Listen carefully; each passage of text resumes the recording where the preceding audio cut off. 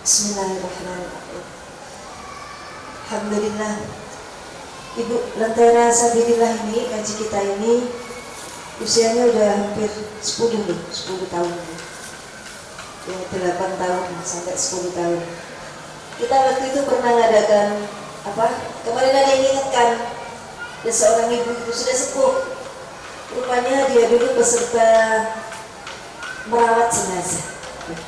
Jadi Sabilillah dulu pernah mengadakan pelatihan merawat jenazah. Kalau nggak salah itu tahun 2008 atau 2009. Dan itu kita umumkan di koran di Radar Malang. Terus pesertanya kan banyak gitu. Nah, salah satu pesertanya itu ibu itu. Dulu masih muda, sekarang beliau sudah sepuh. Gitu. Dan masih ingat suara-suaranya katanya. Oh ini bener ya, ini yang dulu ngajarkan merawat jenazah. Oh iya gitu. Dan kita dulu gitu, jadi di jenazah pernah, sholat khusyuk pernah. Kemudian waktu itu kitabnya kita bikin sendiri, bikin diktat sendiri. Jadi ada buku tentang pelatihan sholat. Terus kemudian kalau jenazah kita ya nyusun tulisan sendiri tentang merawat jenazah. Jadi masih tanpa kitab. Tapi alhamdulillah sekarang kita ngajinya sudah pakai kitab. Hidayah sudah datang dan sekarang kita ngajinya kitab Ikhtiar. Apa buah dari ilmu? Jadi kita bisa mengukur ilmu. Kita ngaji, menuntut ilmu, atau saya mengajarkan ilmu. Ini diterima oleh Allah atau tidak, itu kita bisa mengukur. Sampai enggak ngaji kita ini ke akhirat, itu kita bisa mengukur. Apa itu? Buahnya cari ilmu atau buahnya mengajarkan ilmu adalah mengenal Allah, makin ngerti Allah. Itu buahnya ngaji. Sekolah juga begitu. Kalau kita sekolah, niatkan cari ilmu kan, kemudian kita jadi ngerti sama Allah. Oh berarti sekolah kita ini diterima sama Allah. Ngaji juga gitu, kita ngaji di majelis sana, majelis sini, majelis sana, sini. Kemudian kita makin mengerti Allah. Oh berarti langkah saya ngaji ini diterima oleh Allah. Kalau sudah diterima sama Allah, dimunculkan buahnya itu adalah mengerti Allah. Mengerti Allah itu maksudnya apa? Mengerti Allah itu maksudnya pengertian tentang Allah. Seperti kita ngerti tentang suami. Aku ngerti sampean kayak gitu tuh cuma gayanya toh, aslinya sampean tuh nggak ngamuk, kayak gitu loh. Itu namanya sudah ngerti. Ngerti Allah itu maksudnya kalau toh kita dikasih musibah sama Allah, kita ngerti. Ini bukan Allah tidak sayang, ini bukan Allah menyiksa, ini bukan Allah tidak adil, ini Allah sayang karena aku ngerti Allah. Itu namanya ngerti. Jadi kalau kemudian kita ngaji tapi masih sering galau, berarti ngaji kita belum keluar buahnya. Karena kalau kita sudah mengerti Allah, kita jarang galau. Karena semua kejadian itu kan dibikin oleh Allah. Dan kita sudah ngerti. Oh, maksudnya Allah itu baik kok. Nanti lah aku tahu maksudnya apa. Mungkin sekarang belum tampak, tapi nanti tampak. Jadi aku tidak perlu galau. Itu berarti sudah ngerti Allah. Nah, gitu. Itu buahnya ngaji. Rajin ibadah, apakah itu buahnya ngaji? Belum. Kalau kemudian ibadah itu membuat kita makin ngerti sama Allah, nah itu berarti muncul buahnya. Nah, bisa ukur kita. Ngaji kita ini manfaat apa enggak? Apakah kita makin ngerti Allah atau tidak? Apa syaratnya agar ngaji atau ngajar itu bisa berbuah? Syaratnya itu syarat nomor satu, lillah. Li itu karena, lah itu Allah. Harus kita niatkan karena Allah. Kita sudah tahu dari ngaji Ikhya yang detail ini, kita sudah tahu bepergian untuk mencari ilmu itu bepergian yang derajatnya nomor 1. Jadi niatnya apa? Cari ilmu karena mentaati perintahnya Allah. Karena Allah perintah, sekarang tak lakukan. Itu namanya niat karena Allah. Kalau di sana nanti kemudian saya ketemu teman baru, dapat rezeki baru, dapat ini, dapat itu, atau bahkan nggak dapat apa-apa, aku cuma ngantuk kok, nggak apa-apa. Kita sudah niatnya tadi nah, nggak apa-apa, sudah berpahala itu. Pasti nanti sama Allah dikirim makanya tadi buahnya. Ngajar juga begitu. Kita ngajarkan ilmu biar bermanfaat, itu niatkan lillah, karena Allah. Jangan niat cari gaji, jangan niat cari duit, sama sekali enggak. Kalau niat begitu nanti enggak muncul buahnya. Ngajar ngaji, ngajar matematika, ngajar. Kenapa guru-guru itu bisa demo? Karena bukan lillah. Kenapa kok bisa sampai? Karena enggak lillah. Biasanya murid juga tidak makin ngerti Allah, tapi murid hatinya makin keras. Muridnya juga bandel, karena gurunya juga kurang lillah. Maksudnya guru lillah gimana? Mengajarkan ilmu itu beda dengan pekerjaan yang lain, pahalanya sangat besar. Apa contohnya? Sayyidina Ali sampai berkata begini, aku rela menjadi budak orang yang mengajarkan aku meskipun satu huruf. Yasin, berapa huruf tuh? 2 huruf. Aku rela jadi budaknya orang yang mau mengajarkan aku. Itu Sayyidina Ali. Dan satu huruf yang diajarkan oleh seorang guru kepada murid, huruf apapun, ABCD atau huruf apa asalkan semuanya bisa mengenal, bisa mengerti Allah. Itu pahalanya setara dengan 1 dinar. 1 dinar 4 gram, 2 juta. Yasin 4 juta. Wal Qur'anil Hakim. Berapa juta itu? Udah berapa? Wal, wawu, alif, lam, qur, qaf, ra, hamzah, alif, a, nil, nun, alif, lam, udah 10. Masih nil nih, Wal Qur'an nil. Hakim, ha, kaf, ya, mim, 14 kali 2 juta, 48 juta. Tambah Yasin 4 juta, 52 juta. Kalau diuangkan segitu, itu baru dinarnya, belum derajatnya. Kan setiap satu huruf kita diangkat Allah 100 derajat yang kita ajarkan. Siapa yang ngasih itu? Allah. Kecil kalau kemudian kita berharap piro bayarannya, saulan 500.000, 400.000, kecil. Orang baru Yasin, Wal Qur'an Hakim dapat berapa tadi? 54 juta. 54 ya tadi? 54 juta. Itu kan gede banget. Tapi syaratnya berharapnya dari Allah. Niatkan begitu. Kalau kita niat amplop kecil, gak ada apa-apanya dibanding yang diberikan oleh Allah. Jadi para jamaah yang profesinya sebagai guru, ditata lagi niatnya. Atau sebagai murid kita nyekolahin anak, ditata lagi niatnya sebagai orang tua. Karena buahnya tampak dari kita makin ngerti sama Allah, sopan itu ngerti Allah. Sama guru hormat itu karena ngerti Allah, dia wakilnya Allah, dia ngajarkan ilmunya Allah. Nah, itu tadi. Tapi syaratnya harus lillah. Jadi kalau bayaran jangan dilihat. Kalau bayaran ngajar itu dilihat, mesti nanti aduh, dari segini aku cuma digaji segini. Aku ngajar sebulan, tiap hari harus datang. Bayarannya 400.000. Sehari itu aku cuma digaji berapa tuh? 15.000, gak sampai. Duh, masih gedean bayaran tukang cuci dong, pembantu dong. Dia bisa 40.000 sehari, 50.000. Wah. Ya.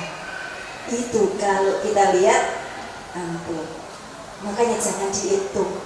Udah yang didapat ini bonus. Aku dapat jauh lebih banyak di mata Allah. Karena tadi gede tadi. Bentuknya bisa berupa uang cash dari Allah, dilewatkan anak, dilewatkan suami yang gampang cari rezeki, dilewatkan kesehatan, dilewatkan kebahagiaan, dikasih ini, dikasih itu. Bentuknya bisa barang. Nggak pernah beli kodong, guru itu kodongnya selalu dikasih. Rata untuk tas, rata untuk gulung. Kelambi juga jarang. Enak bojone guruku, gak tahu nukokno kelambi. Di rumah semua sama Allah. Berapa nilainya kalau rupiah? Dan guru-guru bisa kelambi api-api. Duit gak perlu banyak tapi kelambi ini api. Ya karena tadi niatnya asalkan apa tadi? Lillah. Kita ngajari anak, kenapa kita tidak sabar ngajari anak? Ngajari anak ngaji. Jodoh. Sudah. Kenapa tidak sabar? Karena kurang lillah. Syarat yang kedua selain lillah, ini berlaku untuk yang cari dan yang ngajar. Biar mendapat apa tadi? Buah. Yang kedua syaratnya filah. Bukan filah, billah. Bi itu dengan atau bersama, lah itu Allah. Di orang ngaji itu syaratnya lakukan ini. Kalau tadi kan niat taat sama Allah. Kalau yang ini, kalau kita sudah bisa berangkat, jangan moro-moro bangga. Tapi ini adalah karena pertolongan Allah atau billah. Makanya kita doa masuk masjid, panjenengan kalau sudah mulai masuk ke teras, undak-undakan, nyopot sandal, terus naik ke teras, langsung kaki kanan, jangan kaki kiri. Kaki kanan, nyopot sandal, terus kaki kanan naik ke teras, langsung doa. Bismillahirrahmanirrahim. Allahumma sholli ala Muhammad wa ala ali ajma'in. Allahumma ighfir li dhunubi waftah li abwaab rahmatik. Ya Allah, ampuni dosaku. Karena ngaji itu juga sarana pengampunan dosa. Kemudian bukalah pintu rahmatmu. Itu mulai teras sana. Kan kita tidak masuk masjid nih, di teras kan, jadi mulai masuk. Nah, itu sudah mulai kaki kanan. Kok salah aku tadi, kok lupa ya? Mundur lagi, udah nyampe sini. Aku tadi kanan apa kiri? Tadi lali. Balik. Nah, ulangi lagi. Biar keluar buahnya. Ya Allah, bukalah untukku pintu rahmat dari masuk masjid. Itu doanya begitu. Kenapa pintu rahmat? Nanti kaitannya sama billah tadi. Jadi kalau kemudian kita tahan duduk di sini, gak ngantuk aku. Wih, hebat yo meripatku yo. Hebat itu Bu Nafis yo, bisa aku gak ngantuk. Itu kalau gak billah. Tapi kalau billah, ya Allah terima kasih, saya gak ngantuk. Terima kasihnya sama Allah. Ya Allah, alhamdulillah, jamaahnya gak ngantuk, ditolong sama Allah. Mripate gak dikipasi ambek setan. Saya tidur itu dikipasi setan. Jadi terima kasihnya sama Allah karena kita bisa gitu itu dengan pertolongan Allah. Nanti kemudian kita bisa, ternyata gitu ya, bepergian itu berarti ada adabnya. Niatnya harus ditoto ya. Oh, pergi itu begini. Oh, sekarang aku jadi ngerti. Itu berarti dengan pertolongan Allah. Hasilnya nanti kita tidak sombong. Kalau kemudian kita menganggap orang masih bepergian itu biayaan, gitu kita, tak kayak aku sudah ngerti. Itu masa lalu bagi aku sudah masa kini. Itu jadul. Itu berarti kita tidak, yang kedua apa tadi? Kita menganggap itu prestasi kita, bukan pertolongan Allah. Nah itu nggak bisa muncul buahnya kalau begitu. Guru juga begitu, kalau muridnya bisa. Sekarang sudah nyampe apa nih? Surat-surat ibu ngaji Umi, terusnya sudah Al-Mulk. Tabarakalladzi biyadihil mulku wa huwa ala kulli syai'in qadir. Sudah sampai Al-Mulk. Dulu juz amma juz 30 sudah khatam, sekarang Al-Mulk. Gurunya ngaji sama saya. Saya itu saya.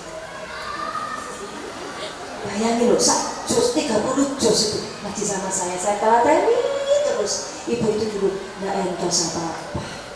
Dulu lo enggak ngerti. Kan cuma gampang, tapi enggak ngerti. Besoknya saja enggak tahu. Saja, tapi sekarang sudah tabarok sama saya. Bangga gurunya karena ini hasil prestasinya, ketelatenannya. Itu kalau tidak apa tadi? Billah. Kemudian ibu-ibu cerita-cerita, Ustazah begini. Udah jalanin ini. Terima kasih Ustazah. Ya Allah, sekarang suami saya sudah begini. Sekarang ekonomi saya begini, anak saya begini. Gurunya, iya dong. Alhamdulillah. Sakti juga gue ya. Kalau tidak apa tadi? Billah. Billah gitu. Itu semua karena pertolongan Allah. Jadi syaratnya harus apa? Lillah, billah. Kita ngaji lama nih. Berapa tahun kalau kemudian belum muncul buahnya, kok masih galau, kok masih sombong, berarti salahnya di situ tadi. Kalau nggak niatnya lillah, ya hasilnya bukan billah. Saya perlu nonton, ibu-ibu yang ngaji juga perlu nonton. Mungkin niatnya bukan lillah, bukan naati perintahnya Allah. Niatnya apa? Golek koncong, belenger ndek omah, mending ndek kono ketemu wong ayu-ayu, wangi-wangi lho. Yuk ketemu, kalau niat begitu gimana sama Allah? Dikasih.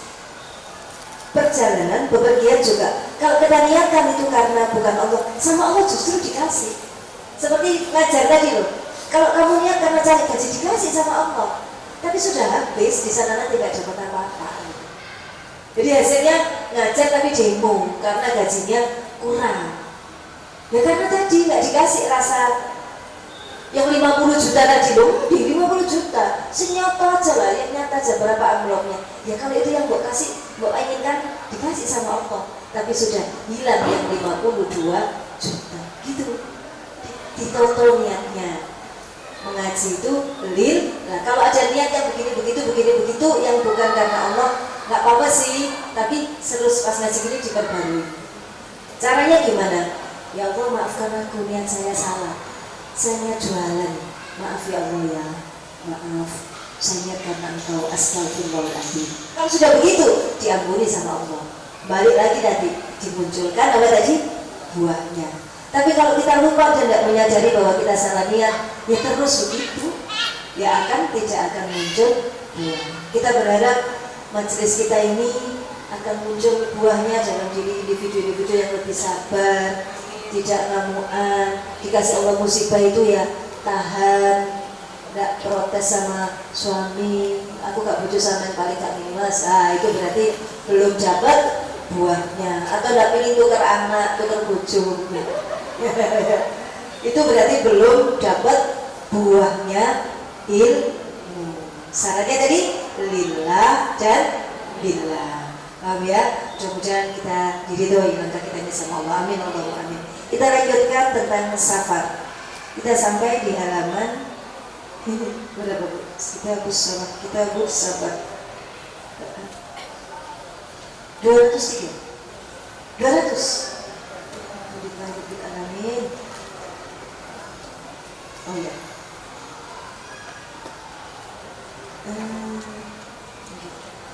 203. Tata kesopanan bepergian. 203. Tata kesopanan bepergian dari permulaan keberangkatan sampai akhir kembali. Ada 11 adab bepergian. Yang menentukan adab ini adalah Gusti Allah. Gusti Allah, bukan masyarakat. Bukan masyarakat ini. Jadi ini berlaku untuk seluruh masyarakat. Yang menentukan adalah Gusti Allah. Yang pertama, ada 11 adab bepergian. Yang pertama, dimulai dengan mengembalikan hak-hak orang yang dianiaya. Kita kemarin sudah bahas bepergian kemana ini? Cari ilmu, ziarah ke makam Rasulullah, ke makam para wali. Nah itu pertama kali ini dulu. Dimulai dengan mengembalikan hak-hak orang yang dianiaya, membayar hutang, menyediakan belanja untuk orang yang wajib diberi nafkah. Kalau perginya lama ini, wajib mengembalikan barang titipan dan jangan mengambil untuk ongkos perjalanan kecuali dari barang yang halal dan thayyib atau bersih. Ongkos itu loh, biaya jalannya, ONH perlu jangan mengambil kecuali yang halal dan yang bersih. Dan hendaklah perbekalan itu dibawa hanya sekedar yang dapat melapangkan kesulitan bagi teman-teman seperjuangan. Artinya kalau pergi itu bawanya jangan banyak-banyak, baju bawa macam-macam, jangan kayak Syahrini pergi ya jadi bawaannya berapa koper. Ya kita pergi ini perbekalan yang bawa hanya sekedar yang dapat melapangkan kesulitan bagi teman-teman seperjalanan. Jangan dipikirkan cuma kita tok, tapi juga dipikirkan untuk sedekah. Ya, buat permen satu aja cukup. Oh, jangan satu, ya sebungkus nanti bisa dibagi kepada supir, kepada teman-teman. Gitu. Ulangi ya. Jadi satu, ini masih satu nih, 11 tapi ini poin satu udah banyak. Mengembalikan hak orang yang dianiaya. Maksudnya kita minta maaf barangkali sama pembantu kita pernah galak, sama anak sering galak. Nah itu minta maaf dulu. Kemudian bayar hutang yang jatuh tempo. Kalau hutangnya tidak jatuh tempo, tidak harus. Bulan kita pergi sekarang yang jatuh tempo yang mana ya? Nah itu yang harus diselesaikan. Mengembalikan barang titipan. Kalau dulu teman-teman pernah nitip dijualin apa-apa, sekarang kita barangnya masih ada, dikembalikan. Jangan mengambil untuk ongkos perjalanan kecuali biaya jalannya. Kalau haji ya OMH, kalau sangunya harus dari yang halal dan bersih. Ada pertanyaan, apakah OMH itu wajib dizakati? Ada pertanyaan begitu ya? Tidak, karena OMH itu kan bukan uang kita. 25 juta misalkan, atau 30 juta yang kita tabung di bank untuk OMH. Terus kita kan nggak berangkat sekarang nih, kan nunggu 20 tahun lagi, 22 tahun lagi. Apakah tiap tahun wajib kita zakati? Boten. Karena uang itu bukan milik kita. Kalau 25 juta kan sudah wajib zakat itu. Kalau milik sempurna milik kita. Sedang ON itu kan nggak bisa diambil. Zakat diambil atau boten? Boten. Jadi dia sudah bukan uang kita, tapi itu biaya yang kita bayarkan ke pemerintah. Jadi tidak wajib zakat. Nah, itu kalau uang yang mau ditabungkan, mau diserahkan ke ONH, maksudnya kan kita harus setor 25. Apakah wajib dizakati atau tidak? Tergantung. Apakah uang itu hasil simpanan kita selama 1 tahun atau lebih, atau dari ngumpulin dari sana di sumbangan sana yang totalnya nggak sampai 25. Kan dikasih mertua berapa? 10, dikasih samoni anaknya 5, kan nggak sampai 25 itu. Nah itu berarti tidak wajib zakat. Tetapi sodako, sunnah sodako sebelum disodakokan dulu. Meskipun jumlahnya tidak harus 2,5%, bisa 10%, kan sodako, bukan zakat. Paham ya? Jadi ONH itu tidak wajib dizakati. Kenapa tidak wajib? Karena itu bukan sempurna milik kita. Dan ongkos seperti itu harus dari uang yang halal dan bersih. Karena ada aja nanti caranya kalau tidak halal itu, ya perginya nanti jadi ada musibah ini, musibah itu gitu. Emas saja ibu. Pagi-pagi ada tamu cerita ya, mbah-mbah itu orang sudah sepuh, punya kos-kosan, punya emas sak cepuk gitu. Terus, lah itu kan sama, mestinya dia cukup untuk biaya hidup sehari-hari. Karena sudah sepuh, itu namanya nggak dikirimin karena sudah dikasih apa tadi? Kos-kosan. Bisa bayangin kan? Nanti kita tua paling ya gitu. Enggak kali ya. Terus, tapi uang nggak pernah ada gitu. Anaknya tetap terus gini, kenapa ini? Sampai 4 bulan, 5 bulan. Kemudian tetangga-tetangga disuruh lihat, kenapa? Ada siapa tiap tanggal muda itu? Ternyata memang salah satu penghuni kos itu ada yang bisa kendam gitu. Jadi tiap mbah ini habis terima duit, itu dia datang terus ya terus diambil tuh duitnya sama dia. Udah gitu. Terus berarti kan itu artinya ibu, artinya harta itu adalah belum jadi milik kita, belum rezeki kita. Rezeki adalah apa yang kita makan, apa yang kita pakai, dan apa yang kita sedekahkan. Meskipun tampaknya di mata enak ya, tiap bulan dapat kos-kosan segitu banyak, berapa tuh? Seorang 300-400 ribu atau 250 ribu kali sekian kamar, 10 kamar segitu. Tapi ternyata enggak, belum tentu itu rezeki. Terus sudah ketahuan, itu dikeluarin. Sebelum dikeluarin ya dikasih bonus dulu. Terus akhirnya solusinya cari teman, cari rewan. Rajin banget, 2 hari rajin. Hari ketiga ternyata gondol, masak cepuk sama duit sama dia di semua. Nah gitu itu kalau kita lihatnya emas itu kan wajib dizakat tiap tahun. Ya, bisa jadi total zakat selama memiliki, bahkan jarang-jarang pakai emas tuh. Mungkin kita tidak tetapi kan memang ini kaitannya sama zakat tadi, sangu yang bersih tadi. Emas itu, perhiasan itu kalau tidak dipakai sehari-hari gini wajib dikeluarkan zakatnya. Dan sama Allah juga gitu zakatnya. Total selama sekian tahun berapa tuh? Sama aja nanti itu juga akan diambil. Kenapa diambil? Karena wajib. Zakat itu wajib, jadi harus dikeluarin itu. Kalau sedekah kan sunnah, beda. Kalau sedekah beda, tapi kalau zakat itu wajib. Perhiasan asal lebih dari 83 gram wajib dizakatkan. Kalau sak cepuk tuh ya pasti lebih wajib. Ibu-ibu yang simpan perhiasan di lemari dipakai kalau mantan-mantan aja, ditimbang tuh kalau dia 83 gram tiap tahun wajib dikeluarin zakatnya kali 2,5%. Atau zakatnya berupa emas atau uang, bisa berupa uang, bisa berupa emas, keluarin zakatnya. Oh coba ngerumat anak kudu ditokno pajaknya tiap tahun, itu ngerumat emas. Bahkan ya itu ya, jadi gambarannya artinya bahwa sesuatu yang kita miliki itu harus benar-benar bersih, tidak katutan milik orang lain, karena dengan caranya nanti Allah akan mengambil itu gitu. Lagi jalan kalau ditarik sama orang, terus kita gimana? Inna lillahi wa inna ilaihi raji'un, wajurni fi musibati wa khuluf li khairan minha. Yang ada adalah terima kasih ya Allah, pasti ini belum tak zakati. Kalau ini cilik nggak sampai saon, berapa gram? Ya 70 gram. Kalau 70 itu gede juga lumayan ya. Ya kalung digabung, kalung, gelang. Dia pakai kalung, gelang keroncong, cincin. Kalau di total ada 83 gram, tapi belum pernah dizakatin semua. Nah kalungnya yang diambil itu sebagai bayar zakat untuk semua yang dipakai itu. Dipakai kan tidak wajib zakat ya. Kalau lebih dari 83 ya wajib. Dipakai yang tidak wajib zakat itu yang kurang dari 83, ali-ali 5 gram, 3 gram orang wasa zakat, tapi sodako mumpung turun. Ini bayangin Bu, paket. Ini saya cerita biaran ya. Kita yang sudah punya anak yang sudah kaya-kaya, yang kita itu hati barang-barang itu yang lomang gitu. Paket, kasih ternyata bawahnya paket ada pisaunya. Kalung. Dia tinggal pola kalung. Ya, emas itu wajib dizakati. Sudah intinya itu ya. Kemudian hendaknya perbekalan itu di bawahnya sekedar, tidak boleh bawa terlalu banyak.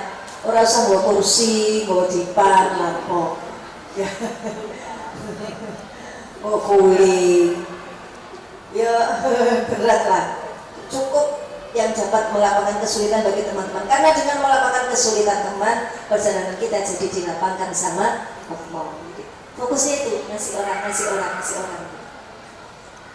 Ibnu Umar radhiyallahu anhu berkata, Abdullah bin Umar, sebagian dari kemuliaan seseorang adalah baik perbekalannya untuk perjalanannya. Baik itu maksudnya memikirkan orang lain dan juga halal. Dan wajiblah di dalam bepergian untuk tetap menjaga perkataan yang baik, ngomongnya yang baik. Ngomongnya diatur, apalagi kalau kita lewat hutan gitu, jangan ngomong sembarangan. Kok gak ketok kutilan ya? Wah, jangan ngomong itu. Malam begitu, muncul di jendela mobil. Nah, ya. Jadi ngomongnya diatur. Kalau lewat sesuatu wilayah yang masuk, berubah aja apa masuk gitu tuh. Assalamualaikum. Assalamualaikum. Penjaga kampung, penjaga desa. Boleh gitu. Loh memang disuruh itu adatnya kalau masuk ke kampung yang beda itu kita disuruh mengucap salam. Bahkan kepada orang mati, kampung kuburan aja kita disuruh ngasih salam. Assalamualaikum. Dan wajiblah di dalam bepergian untuk tetap menjaga perkataan. Mau memberikan sekedar makanan kepada teman seperjalanan, gak oleh jaga no. Paling kancaku kok wis ngolong barang gak usah wis. Jaga no kabeh. Suka gitu kita kadang-kadang ya semua duit aja paling ngomong wis ngomong tiba kabeh bodoh jaga. Kalau semuanya kayu putih semua jaga. Dan menampakkan kemuliaan budi pekerti dalam perjalanan, karena sesungguhnya perjalanan itu mengeluarkan segala yang tersembunyi dalam batin. Ini kemarin sudah diterangkan di awal. Kalau di perjalanan itu aslinya kok. Barang siapa yang baik untuk berteman ketika dalam bepergian, niscaya baiklah ia berteman ketika tetap di tempat tinggal. Kalau dia dalam perjalanan itu baik, 3 hari baik terus, berarti dia aslinya memang baik. Terkadang bisa baik ketika di tempat tinggal bagi orang yang tidak baik berteman ketika di perjalanan. Ada orang yang kalau di rumah baik, tapi kalau ajak kumpul sama teman dan perjalanan umat, itu berarti aslinya dia kurang baik. Oleh karena itulah pernah dikatakan, Ketika ada seseorang yang mendapat pujian tentang pergaulannya, baik di tempat tinggal maupun dalam perjalanan, maka jangan kamu ragu tentang sifat kebaikannya. Berarti asli dia adalah teman umroh, teman haji, teman backpackeran kemana yang sampai itu kalau memang orangnya baik selama jalan itu berarti asli memang keluar memang sifat-sifat aslinya nggak Bu? Kita kemah 3 hari gitu itu sudah keluar sifat asli itu. Oh ini Pak Imo orang itu ya kelinduran itu keluar semua, pelit itu keluar pada saat itu. Bepergian adalah termasuk dari sebab-sebab timbulnya kebosanan. Orang yang baik perilakunya ketika adanya kebosanan atau kejenuhan, maka ia adalah baik budi pekertinya. Kalau tidak demikian, maka ketika membantu suatu urusan yang ada kesulitan dengan tujuan, maka hampirlah tiada tampak keburukan budi. Sesungguhnya ada yang mengatakan 3 orang, mereka tidak dicaci ketika timbulnya kebosanan, yaitu orang yang sedang puasa itu bosan belas, biasanya terus rotok ngaluan, tapi kondisi ngelokno maklum, bis kosong. Atau orang sakit abang suruh wewet yang ngomel, nah itu bis maklum makanya sedang sakit. Dan orang yang sedang bepergian itu sama ini derajatnya, sakit, pergi, puasa. Dan 3 orang ini adalah jenis 3 orang yang doanya tidak tertolak, mustajabah. Orang puasa, orang pergi, orang sakit doanya mustajabah. Orang sakit disuruh berdoa gimana dong? Caranya begini, kita yang doa juga mumpung sana ngurut tuh gak laku ya, jangan gitu.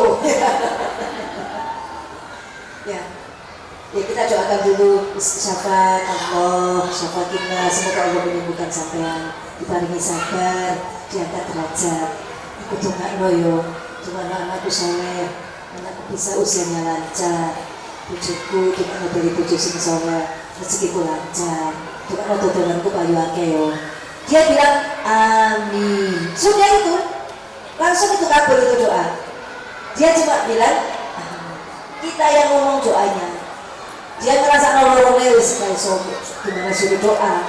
Kesampean dongo saya yang amin. Nah, itu caranya kalau ingin orang sakit jangan lupa kita doakan dan jangan lupa minta doa. Caranya kita yang berdoa, dia yang bilang amin. Makin parah sakitnya, makin makbul doanya.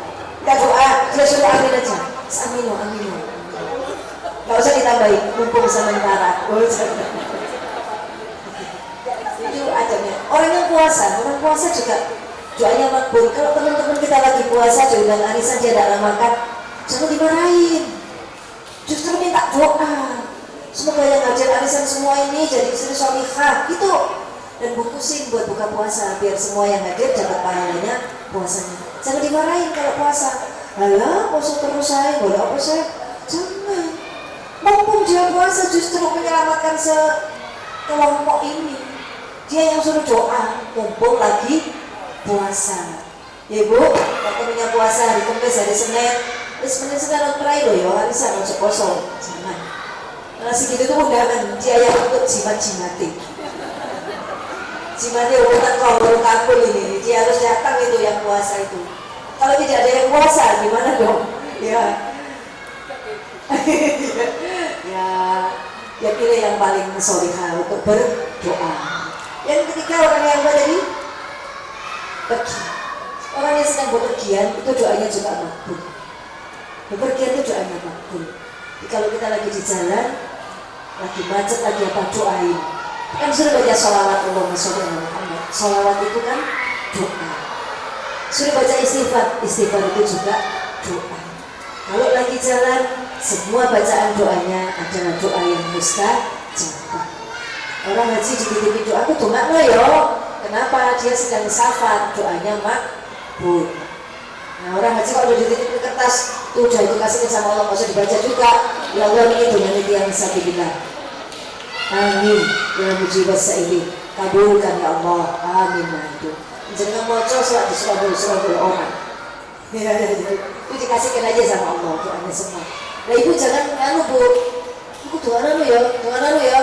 Lupa dia, banyak yang minta, tulis saja nanti biar ini dikasihkan ke sama Allah gitu di sana. Ya. berpuasa, safar, sama sakit. Itu 3 jenis orang yang doanya mustajabah. Kesempurnaan baik budi orang yang bepergian adalah, gimana sih sempurnanya bepergian itu? Baik akhlaknya gimana? 1, baik pada pelayan, pada pelayannya baik, pada pembantu yang melayaninya baik. Kalau di perjalanan itu ada yang membantunya dia baik, itu berarti caranya baik. Yang kedua, membantu teman seperjalanan dengan segala yang memungkinkan. Suka membantu teman seperjalanan, kasih minyak angin, minjemin kaos kaki, minjemin jaket, bawa notasi, pas gak minum, pas minum ya jangan, nanti lah karo-karo lah beblak. Jadi membantu teman seperjalanan itu termasuk baiknya budi. Dan berbelas kasih kepada orang yang tersesat. Kalau orang kesasar kita ninduin, ya itu sedekahnya, itu baiknya orang perjalanan itu. Baik pada pelayan tuh supir, kernet, supirnya jadi senenian. Ya kalau di Mekah itu supir-supir itu rata-rata kan nggak tahu arah tuh. Nah itu jangan dimarahin, apalagi berdebat sama supir, batal hajinya. Maksudnya makro yang taklim, seperti puasa batal ganjarannya haji. Kalau kita haji dipakai eyel, kan haji nggak boleh eyel-eyelan, termasuk sama supir. Segena ya Pak, ini bahasa Jawa aja nggak ngerti kan? Ngomong nggak ngerti, tapi mereka ngerti. Bersama juga ngerti bahasanya. Kecatet itu jidal, bantal. Habis pahalanya haji. Sama suami juga gegeran. Jok tuku pas-pasan Pak Oma. No, di sana no. Gak usah ribet gara-gara entek sanggup. Buat apa nih sanggupnya? Itu juga gegeran. Bahkan suami nunggu di sana, kemudian ketemu marah-marah, itu juga termasuk jidal. Bantal, tidak boleh, itu merusak pahala haji. Kalau tidak haji, kalau perjalanan biasa sama juga. Dan ini tadi disuruh menampakkan akhlak yang baik. Berbelas kecuali dengan memberi pertolongan kendaraan, bekal atau berhenti karenanya. Kalau ada orang tersesat kita disuruh nunuti orang juga. Kita lagi naik motor misalkan Bu, yang sudah di jalanan yang banyak orang jalan kaki. Kita tahu nih, kita kayaknya searah sama orang itu. Kalau bisa jangan kosong nih motor, sebisanya dijadikan ladang amal motor itu. Kita turuti orang kalau mau. Jangan bapak-bapak ya itu fitnah gitu, ngamuk. Ya. Justru anak sekolah diturutin, ayo Cik bareng. Kayak mahasiswa yang jalan kaki gitu dituruti. Itu kita dapat pahalanya dia. Dan sepeda motor ini awet nanti, bensinnya rantai karena dipakai sodaqah. Itu cara mengawetkan barang itu, sering-seringlah barang itu dipakai sodaqah. Kesempurnaan dari yang seperti atas dengan teman-teman seperjalanan adalah dengan bersenda gurau. Kalau dengan teman-teman gimana? Belum. Dan dengan berbaik-baik perilaku pada sebagian waktu loh, nggak sepanjang jalan ya nggak baik. Itu mengeraskan hati. Kalau belum, tanpa kekejian dan melakukan maksiat. Karena yang demikian adalah sebagai obat kejenuhan dan kepahitan bepergian. 1 itu ya. Jadi nomor 1 tadi, mengembalikan hak-hak hutang dan sebagainya kepada orang yang ditinggalkan. Yang kedua, hendaknya pergi itu dengan memilih teman. Maka janganlah bepergian dengan sendirian. Kita kira pergi sendiri itu baik, ternyata tidak. Nah, ciri-ciri hari kiamat itu banyak perempuan pergi sendiri.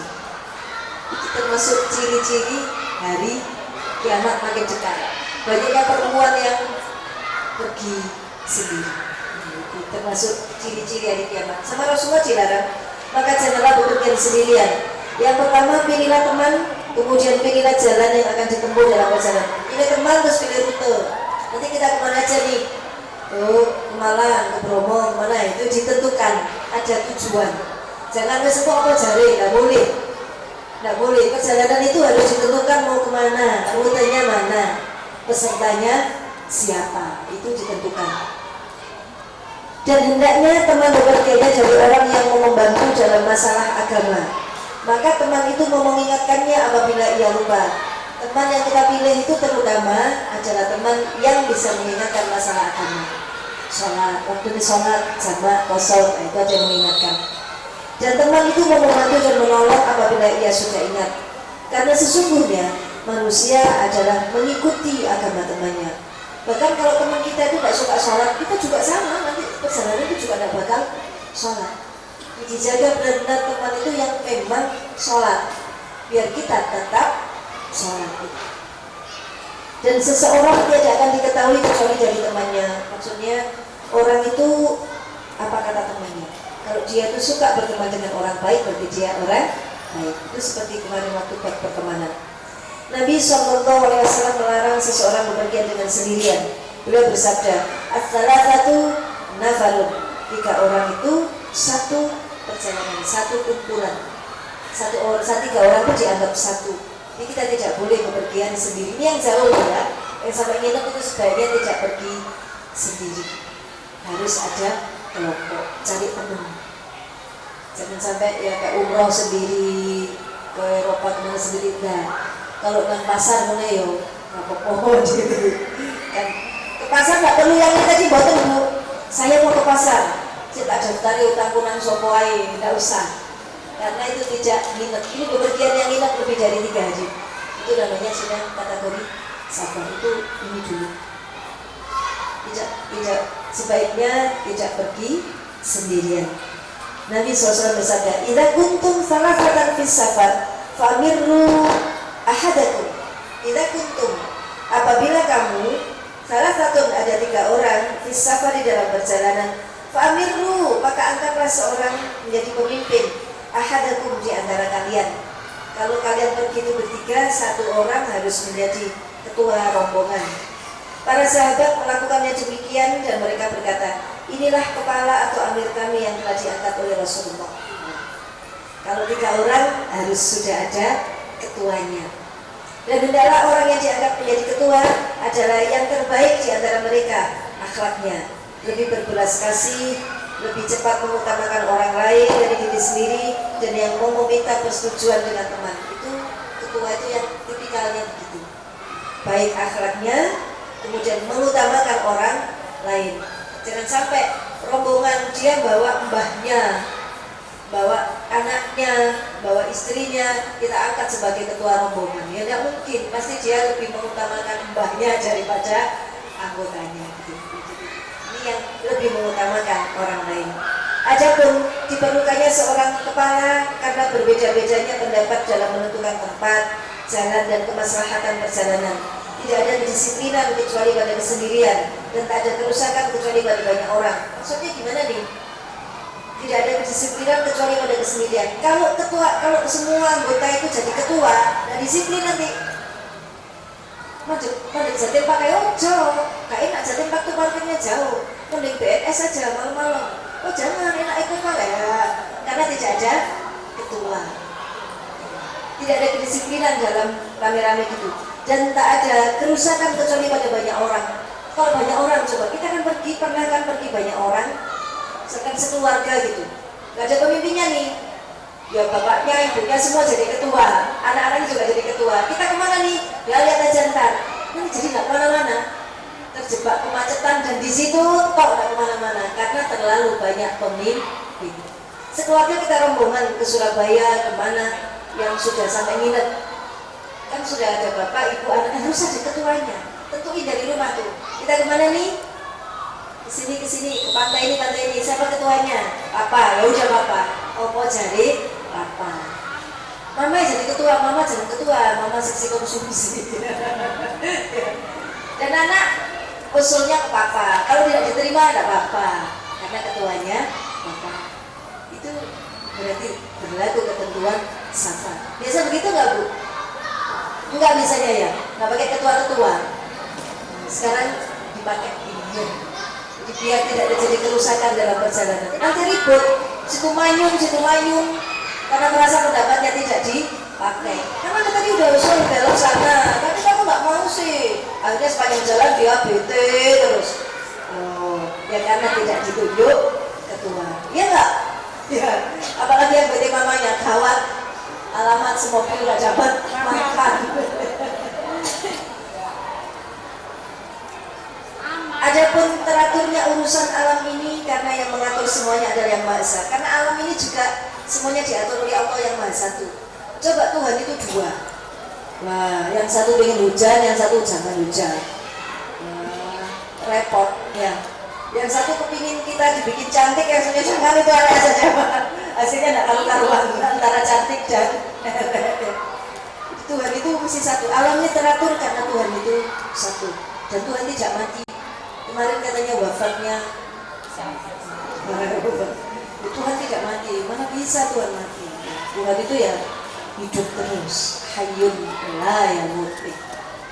Lau kana fihima alihatun illallahu la fasadata. Lau kana, seandainya ada fihima, di langit dan di bumi, dalam keduanya, alihatun, Tuhan-Tuhan. Alihah itu Tuhan-Tuhan jamak. Kalau ilahun itu satu Tuhan. Kalau alihatun banyak. Illallahu, selain Allah, la fasadata, pasti akan rusak langit dan bumi. Jadi alam literatur sudah jelas sebagai bukti bahwa memang Tuhan itu cuma satu. Ketua dalam rombongan juga harus cuma satu. Manakala yang mengatur suatu urusan itu satu, maka teraturlah urusan pengaturannya. Dan apabila pengatur satu urusan itu banyak, maka rusaklah urusan itu, baik di rumah maupun di perjalanan. Hanya di rumah tidaklah kosong dari ketua umum seperti kepala kampung dan ketua khusus seperti pemimpin rumah tangga. Di rumah kita di rumah itu juga begitu, harusnya ada yang sebagai ketua. Kalau urusan keluar misalkan papa, urusan intern anak-anak mama, ketuanya mama. Nah mama nanti minta pendapat ke papa, tapi keputusannya di mama. Itu harus dipilah-pilah gitu, biar tidak rusak urusan. Kadang-kadang kita kan tidak wis opo jari, wis kok opo enake. Itu Islam tidak menghendaki begitu, harus ditentukan. Kemudian bagi seorang kepala, hendaknya ia tidak memperhatikan kecuali untuk kemaslahatan orang banyak, bukan kemaslahatan mbahnya dewi, ini kemaslahatan orang banyak. Dan hendaknya ia menjadikan dirinya sebagai penjaga mereka, sebagaimana diterangkan dari Abdullah Al-Marwazi, bahwasanya ia ditemani oleh Abu Ali Ar-Ribati dalam satu perjalanannya. Kemudian Abdullah bertanya, kau menjadi kepala atau aku? Abu Ali Ar-Ribati menjawab, kau. Jadi satu kepalanya adalah Abdullah. Maka terus meneruslah ia memikul perbekalan untuk dirinya sendiri dan untuk Abu Ali di atas punggungnya. Akhirnya dia bagian bawa barang karena ketua. Ya kalau kita ya jangan Bu, sudah ketua disuruh bawa lagi. Saya mau jadi ketua kalau disuruh bawa-bawa. Dan pada suatu malam turunlah hujan. Buat sahabat dulu sebegitunya. Maka berdirilah Abdullah sepanjang malam di arah atas kepala temannya, dan di tangannya ada pakaian, di mana dengan pakaian itu yang mencegah hujan daripada, maksudnya sepanjang malam dia menutupi temannya dari hujan. Capek deh jadi ketua. Masya Allah, gitu ya. Maka setiap Abu Ali berkata kepada Abdullah, hai Abdullah, jangan kau lakukan itu untukku, jangan gitu.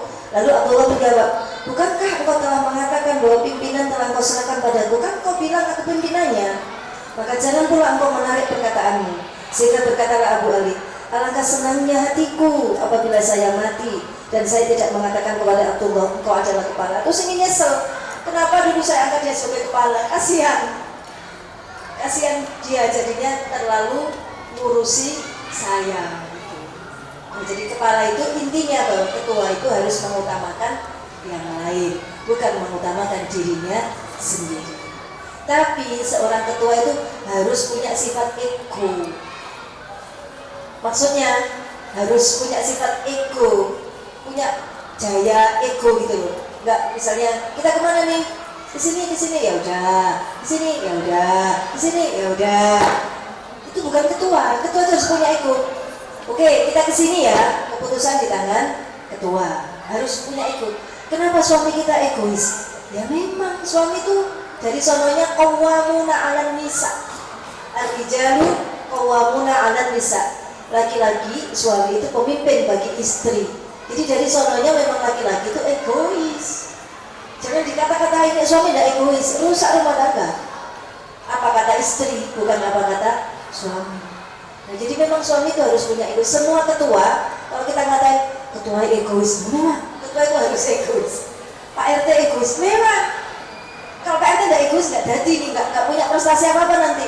Karena bingung, mumpung aku juga bingung, kurang ego, kurang tegas. Gitu. Jadi semua ketua itu memang harus punya sifat ego. Jangan dimarahin kalau ketuanya egois, yaitu untuk demi kepentingan banyak orang. Gitu. Pak RT-nya egois nggak?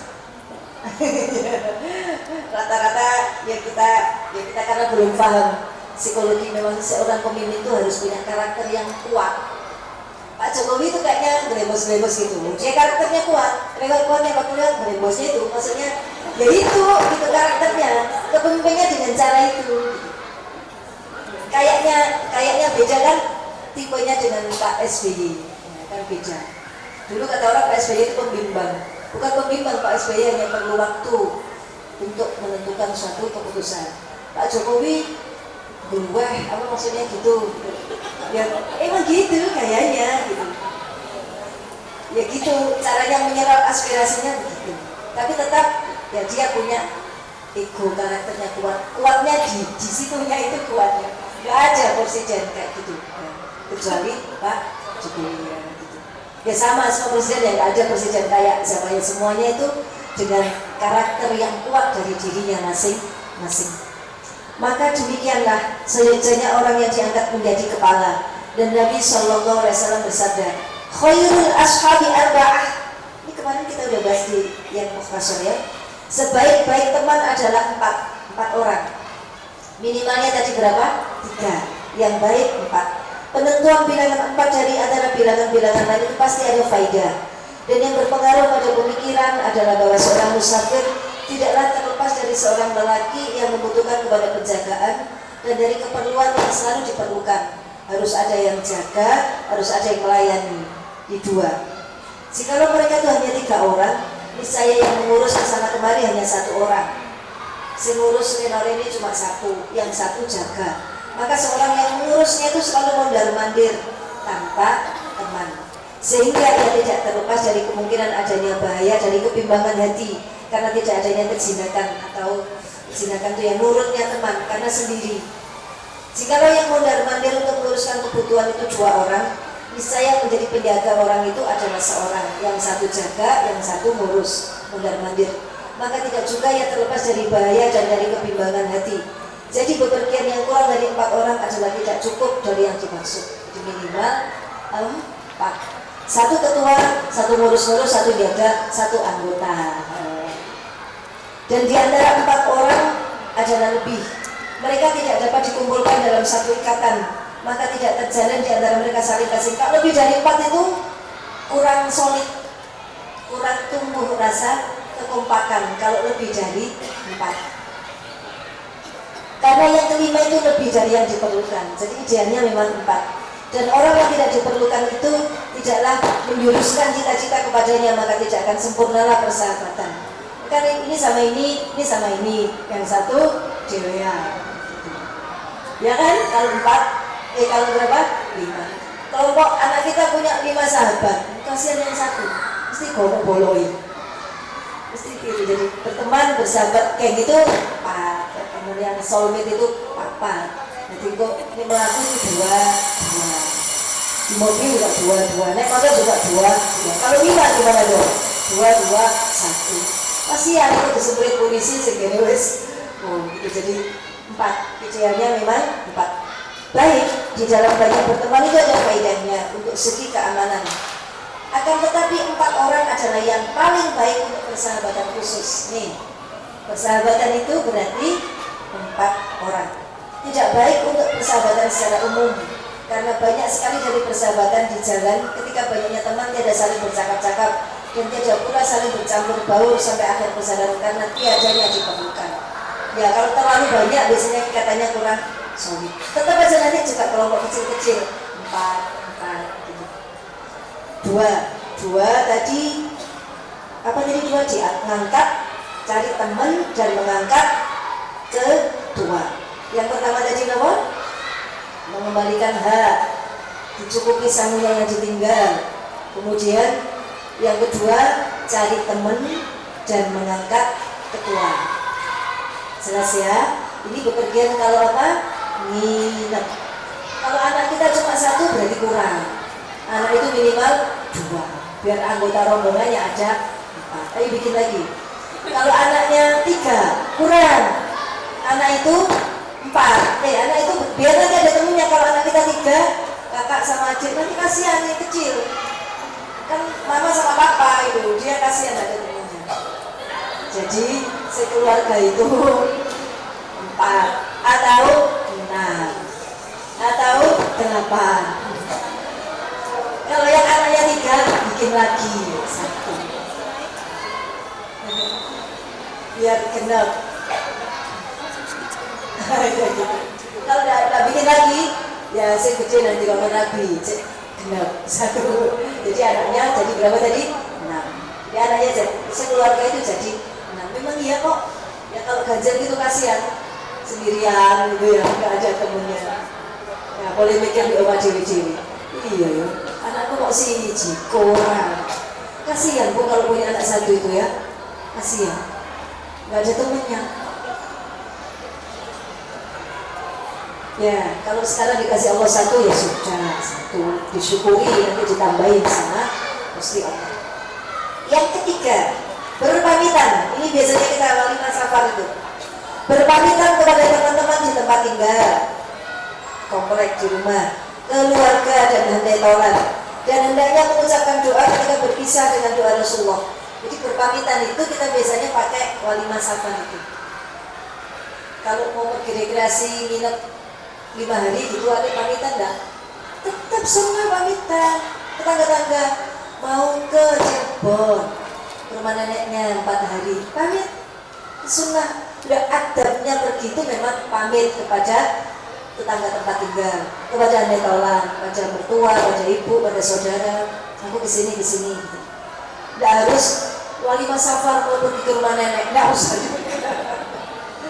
Tapi tetap pamit. Dan hendaknya mengucapkan doa.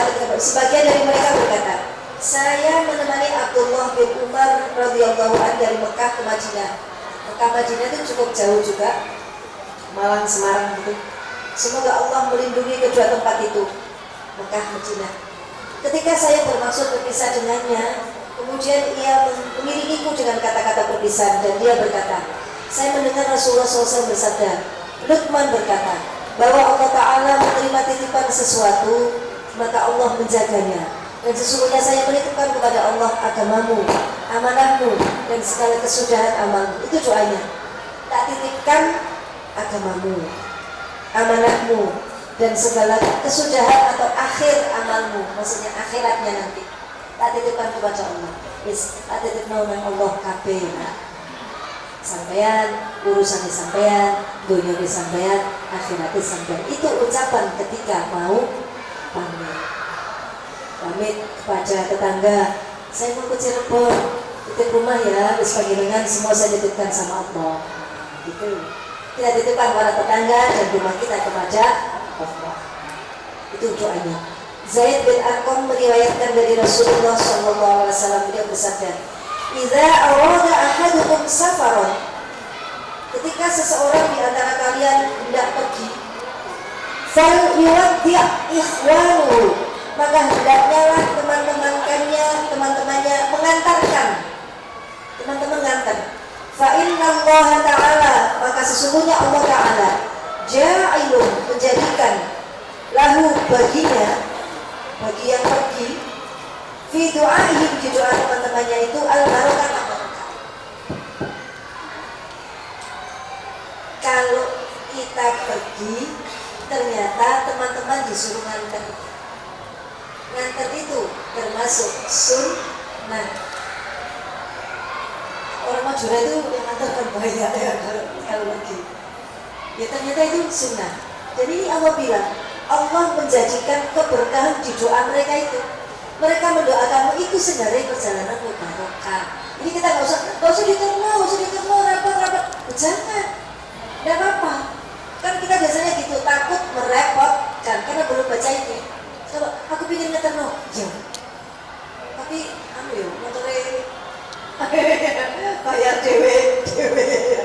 Maksudnya, kalau kita bisa memfasilitasi, bisa juga yang nganterkan itu memang kepingin nganter gitu. Nganterkan sampai mana saja, pokoknya nganter no. Jadi, untuk pagar rumah, berapa kok, nggak usah. Antara saya pakai dalam doanya itu ada keberkahan. Itu tadi makanya kita fungsinya pamit tetangga biar diantar sama tetangga, nanti kan dia ini sampai mobil. Ada yang dijajahi. Kalau nggak ada yang nganter kan nggak ada yang dijajahi. Nah, mengantarkan teman pergi itu hukumnya sunnah. Nggak harus diantarkan sampai Surabaya ya enggak. Minimal sampai pagar. Jika teman kita mau berangkat, kita pergi ke rumahnya, ingin ngeterno, melepas. Dan itu ternyata doa dari teman itu mengandung keberkahan. Jadi kalau ada teman ngeterno, kita jangan rewoh-kewoh, gak apa-apa. Sama-sama dapat pahala. Kita hanya dapat keberkahan, dia juga dapat pahala sunnah mengantarkan teman yang mau pergi. Gitu ya. Mau pengen ganjaran kok raweh. Kita khawatir merepotkan, kasihlah kesempatan orang lain untuk dapat pahala dari kepergian kita. Jangan berpikir merepotkan, nggak usah berpikir gitu. Berpikirnya bukan merepotkan, tapi memberi kesempatan orang lain untuk dapat pahala. Ya, sekarang pikirannya dibalik ya. Kemudian lanjut.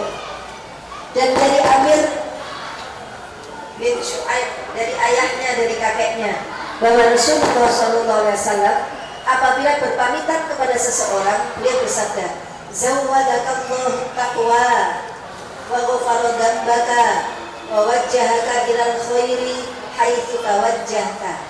Zawwadaka, semoga nyangoni nang sampeyan sapa Allah at-taqwa. Muga-muga sampeyan disangoni takwa oleh Gusti. Semoga Allah membekalimu dengan takwa. Wa ghafara dzambak, semoga Allah mengampuni dosamu. Wa wajjahaka ilal khair, dan Allah mengarahkanmu, mengajarkanmu kepada kebaikan. Haitsu tawajjahta, kemana saja kamu arahkan saja. Itu doanya kita mau lepas. Muga-muga Gusti Allah nyangoni sampean takwa. Muga-muga Gusti Allah maringi kebaikan dimanapun nanti kamu menghadap. Pas jalan kan ajak mobilnya ke arah sana ke sana, Allah selalu mempertemukanmu dengan kebaikan. Itu doa kalau kita melepas seseorang. Biasanya kita oleh-oleh yo, ternyata nggak ada loh, nggak ada lagi tapi oleh-olehnya nggak ada. Pergi itu justru kita doain dia juga doain kita. Nggak pakai oleh-oleh, jangan. Tidak ada. Terus bagi yang pergi sunnah untuk nggak ada di sini ya, bersedekah kalau pergi itu sedekah, tolak anti kemacetan, anti apa huru-hara di jalan itu. Kalau mau jalan, kemarin sudah sedekah, tapi sekarang mau jalan ini loh, ini juga sedekah. Kalau belum sempat berangkat itu sedekah. Nah, di jalan nanti ada cepet-cepet, polisi cepet itu kasih yang agak banyak karena kita mau perjalanan jauh. Niat sedekah. Ini tadi. Zawwadakallahu taqwa wa ghafara dzambak wa wajjahaka ilal khairi haitsu tawajjahta. Atau bahasa gampangnya, muga-muga disangoni takwa Gusti Allah. Dosa-dosanya habis disepuro dan sampean ketemu sing api-api. Sampean ketemu sing api-api sepanjang jalan. Ketemu dengan yang baik-baik. Itu doa melepas. Jangan lupa lagi itu. Inilah doa orang yang ditinggal pergi kepada orang yang berpamitan. Yang ditinggal pergi kepada yang berpamitan, ya kan? Kita mendoakan teman kita. Semoga Allah nyangoni takwa, bukan selamat ya. Tak sangoni selamat enggak. Tak sangoni selamat boten. Wis tak sangoni muga-muga Gusti Allah nyangoni sampeyan takwa. Semoga dosane jadi ketemukan dengan yang baik. Musa bin Wardah berkata, saya datang kepada Abu Hurairah radhiyallahu anhu. Saya berpamitan untuk perjalanan yang baik. Kemudian beliau berkata, bukankah saya telah mengajarkan kepada wahai anak saudaraku sesuatu yang telah diajarkan oleh Rasulullah SAW kepadaku ketika mengucapkan kata-kata perpisahan? Maka saya jawab, belum, aku belum bacakan. Maka boleh berkata, katakan, tak titipkan engkau pada Allah dan tiada akan hilang barang titipannya. Itu juga boleh. Sampai tak titip nang Gusti Allah. Nah, itu juga boleh. Itu doa melepas orang yang pergi. Dari Anas bin Malik radhiyallahu anhu berkata, anna rajulan atan nabiyya sallallahu alaihi wasallam faqala inni uridu safaran fa'awsini faqala lahu fi hifdillah. Ini doanya gini, fi hifdillah wa fi kanafi zawadakallahu taqwa wa ghafara dhanbak, sama ya, wa wajhaka min khairi haitsu kunta au aina ma kunta, sama dengan tadi. Bahwasanya seorang lelaki akan Nabi yang mendatangi Rasulullah SAW. Faqala, kemudian laki-laki itu berkata, ini uridu safaran, ya Rasul, saya mau pamit, saya ingin pergi. Paus ini beri saya nasihat, wasiatkan saya. Faqala, lalu Nabi berkata kepadanya, fi hifdillah, semoga engkau dalam penjagaan Allah. Soalnya Nabi kepada orang yang pergi, fi hifdillah, muka-muka sampai menjaga Gusti Allah. Wa fi kanafi, dan semoga engkau dalam lindungan Allah. Zawadakallahu taqwa, semoga Allah membekalimu ketakwaan. Wa ghafara dzambak, dan mengampuni dosa-dosamu. Dan wa wajhaka, mempertemukanmu lil khairi, dalam kebaikan. Haitsu kunta, dimanapun kamu berada. Au aina ma kunta, atau di mana saja kamu berada. Itu doanya melepas. Doanya melepas anak mondok sama, melepas anak kuliah sama, kan pergi. Bukan terus tak sama niki ATM, terus ya, terus kan motor ada ini sama. Mama titipkan sampean sama Allah, semoga Allah yang memberi sampean takwa, dosa-dosanya sampean disepuro. Sampean tetap musik api-api, di linggon sampean tetap musik api-api. Itu melepas anak, melepas suami kita. Ini kan ada beberapa ibu yang suaminya kerjanya jauh, melepas suami kayak gini, dilepas suami gini, tak titipkan sampai nang Gusti Allah. Sengapi yo mas, selalu aku yo, nah ini aja, sampai tak titipkan nang Gusti Allah, sampai tak titipkan nang Gusti Allah. Perawi hadis ini ragu apakah Nabi SAW bersabda di mana saja kau berada atau kemana saja kau berada, dan setiap jalan apabila menitipkan kepada Allah Ta'ala apa yang ditinggalkan, hendaknya menitipkannya secara keseluruhan, tidak ditentukan secara khusus. Maksudnya enggak secara khusus, mas duitnya sama dengan Allah Gusti Allah. Terus pokoknya semua sampai saat dititipkan kepada Gusti Allah. Akhlaknya sampean, sholatnya sampean nanti di sana, Joko pribadi sampean, kecek lera gitu. Apa? Ya pokoknya seluruh tubuh sampai tak titipkan kepada Gusti Allah. Ojo cawe-cawe, tak titipkan kepada Gusti Allah seluruh. Diriwayatkan bahwasanya Umar radhiyallahu anhu membagi-bagikan kepada orang banyak suatu pembagian, bagi-bagi Sayyidina Umar. Kemudian datanglah kepada Umar seorang lelaki bersama putranya. Maka Umar berkata pada orang itu, belum pernah saya melihat orang yang serupa dengan orang lain seperti serupanya anak itu juga. Maksudnya gini, ada orang gandeng anak, loh sampean kok pak kayak kembar dengan anaknya sampean. Kayaknya belum pernah ada orang sekembar sampean sama anak sampean. Maka siapa ini? Sayyidina Umar bin Khattab. Kemudian orang itu berkata, terus dia cerita kepada Umar radhiyallahu anhu, saya cerita wahai Amirul Mukminin, suatu hari saya bermaksud untuk pergi jauh, saya mau pergi kerja dagang, dan ibunya waktu itu tengah mengandung dia. Istri saya lagi hamil anak saya ini. Maka ibunya berkata, kamu pergi mas, dan kamu tinggalkan aku dalam keadaan kayak gini mas, berdu. Sama tega lah, sama tinggal aku pas kayak gini. Maka saya menjawab, saya titipkan kepada Allah apa yang ada dalam perutmu. Lu tuh boleh kok kamu, yes, nah, sindik mentang tak titipkan Gusti Allah. Mana gak dititipkan? Yang dititipkan cuma yang ada di dalam perut. Coba apa efeknya? Kita baca lanjutnya. Tak titipkan pada Allah apa yang ada dalam perutmu. Kemudian saya pergi, dan setelah sekian lamanya saya kembali lagi. Lama sekali. Rupanya ibunya telah meninggal dunia. Innalillahi wa inna ilaihi raji'un. Maka duduklah kami bercakap-cakap. Tiba-tiba terlihatlah nyala api di atas kuburannya. Lalu saya berkata kepada penduduk situ, api apa di atas kuburan itu? Penduduk di situ menjawab, api itu berasal dari kuburan si Fulan, di mana saya selalu melihatnya setiap malam. Setiap malam ada api di atas kuburan itu. Kemudian saya mengambil cangkul, pergi, dan sampailah saya di atas kuburan orang itu. Lalu kuburan itu saya gali. Tiba-tiba ada sebuah lampu dan seorang anak kecil yang sedang merangkak-rangkak. Maka ada seorang lelaki mengatakan kepadaku, anak kecil ini titipanmu Bien, ini titipanmu dulu nih. Jikalau dulu kamu nitipkan ibunya, niscaya kamu akan mendapatkannya. Yang kau titipkan cuma anakmu tok. Ini sekarang ibunya sudah meninggal, anakmu aja itu. Dan anaknya tinggal di kuburan. Maka Umar berkata, sesungguhnya anak kecil itu serupa banget dengan kamu, dibandingkan serupanya burung gagak dengan burung gagak yang lain. Persis kayak bapaknya, karena sudah tetet tadi. Titipkan pada Allah apa yang ada dalam perutnya. Kita persis seperti bapaknya. Dan ibunya nggak dititipkan, jadi ibunya meninggal. Jadi kalau suaminya pergi, yang dititipkan seluruhnya. Oh coba lihat semuanya. Akhlaknya sama tak jadi Mas Gus. Semua sama tak jadi sama Allah semua. Rumah kita dikatakan rumah juga gitu. Rumah isinya tetangga-tetangga semua yang dititipkan kepada ya. Terus di sananya apa? Di sana disapu tangan.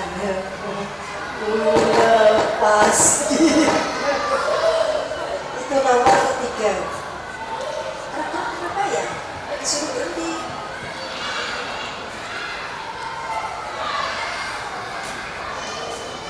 Sudah jam 4, satu lagi ya. Sedikit kok ini 4. Pertama nanti kita review lagi. Pertama mau pergi harus bayar utang, mengembalikan hak orang. Kemudian cari teman, mengangkat pemimpin.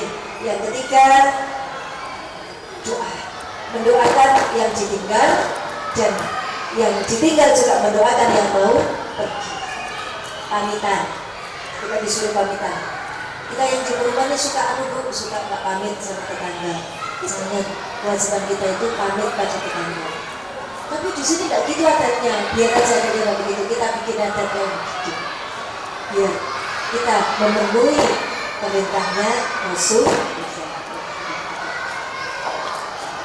D4. Orang yang bepergian hendaknya mengerjakan sholat istikharah seperti yang sudah bisa terangkan dalam kitabus sholat. Bab menerangkan sholat sudah terdahulu. Dan pada waktu keluar untuk bepergian dikerjakanlah sholat untuk bepergian dan sholat safar.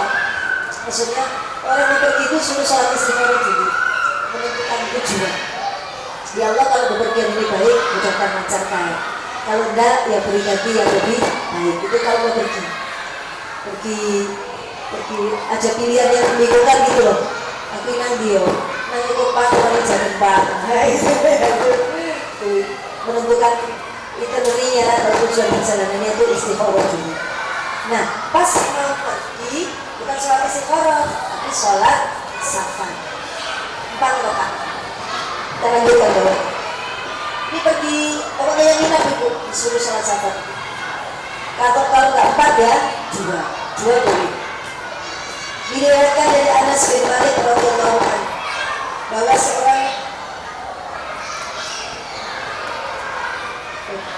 bahwa seorang lelaki datang kepada Nabi Shallallahu Alaihi Wasallam lalu berkata, sesungguhnya saya bernazar untuk pergi dan telah saya tuliskan wasiatku. Maka kepada siapa di antara kita orang ini wasiat diberikan? Anakku, saudaraku, atau ayahku? Wasiatku ini. Kemudian Nabi Shallallahu Alaihi Wasallam bersabda, Mastakhrafa abdun fi ahlihi min khalifatin. Mastakhrafa, tidaklah menitipkan abdun seorang hamba fi ahlihi dari keluarganya, min khalifatin dari pengganti, ahabba yang lebih dicintai ila Allah mungguh Gusti Allah, min arba'i raka'atin daripada 4 rakaat, yusallihinna yang dia sholat fi baitihi di rumahnya. Idza syadda alaihi thiyaba safarihi, ketika dia sudah memakai baju perginya, itu sudah siap pergi, jangan keburu pergi, sholat dulu. Artinya kita sisakan waktu, jangan terlalu mepet. Kalau pergi nginep itu jangan mepet, harus ada ininya. Jadi packing-packingnya itu sebelumnya, malamnya kalau berangkat lagi dulu. Terus habis sholat subuh tidak boleh sholat sunnah kan? Tidak boleh sholat sunnah kan, kecuali sholat sunnah yang ada sebabnya. Contoh sholat safar boleh, karena kita mau pergi. Safar atau duha ya safar sama duha. Ini sholat. Kata Nabi, jadi baca botetek mengawasi, botetek ngono-ngono, yang lebih penting adalah sholat safar. Yang ro'u fihinna, dibaca di dalamnya Bi-Fatihatul kita baca Fatihah, wa qul huwallahu ahad dan qul huwallahu ahad. Suratnya yang dibaca qul hu. Semua yang dulu. Kemudian berdoa, Allahumma inni ataqarrabu bihinna ilaika fakhlufni bihinna fi ahli wa mali fa ya khalifatu fi ahli wa mali wa hirzul hawla dari hatta yarji'a ila ahli. Ya Allah, ini sesungguhnya aku ataqarrabu bihinna, dekat dengan mereka, ilaika kepadamu, aku titipkan mereka semua ya Allah kepadamu. Fakhlufni bihinna, maka jagalah bihinna mereka fi ahli, jagalah ya Allah ahli keluargaku, mali hartaku, fa ya khalifatu, maka sesungguhnya Allah khalifatu, pengganti yang terbaik, fi ahli, penjaga terbaik, fi ahli dalam keluarga, wa mali dan harta, wa hifzun dan penjaga, haula dari selama sekitar kampungnya, hatta yarji'a ila ahli, sampai dia kembali. Kalau kita doa seperti itu, kalau kita sholat safar, nah nanti Allah akan jaga harta kita, keluarga kita, dan seluruh lingkungan kita sampai kita kembali. Ini haji, umroh, pergi jauh, itu ini dulu. Sholat safar. Sholatnya di mana tadi? Di rumah. Fi baitihi, di rumah, bukan di masjid. Kadang-kadang orang-orang sholatnya di masjid ya, kalau haji itu ya tidak dilarang juga. Itu mungkin biar temennya banyak. Kadang-kadang di rumah dia belum sholat, kemudian satu rombongan sholat di masjid. Kalau di rumah sudah sholat, ya di rumah. Sholatnya mestinya di sholat sunnah. Nah itu sholat sunnah safar. Berapa rakaat tadi? 4 atau minimal 2 rakaat. Suratnya kulhu sama kulhu. Udah kulhu sama kulhu. Dapat kan kulhu? Gak di surah Al-Baqarah. Tahu kan si Nabi ini mau pergi cepat-cepat, tidak baca Yasin, yaudah tahlil bacanya Yasin, meninggal baca Yasin, kalau pergi bacanya wallah. Nah, ini antara lain adab bepergian. Ada beberapa hal yang baru kita tahu sekarang. Pergi itu ada adabnya, dan ini yang masih adab ini adalah Allah, bukan masyarakat. Kalau misalkan kita begini, di tempatku tidak gitu nggak apa-apa. Nggak gitu, kita gitukan karena ini acaranya masuk gitu. Ada pertanyaan? Iya.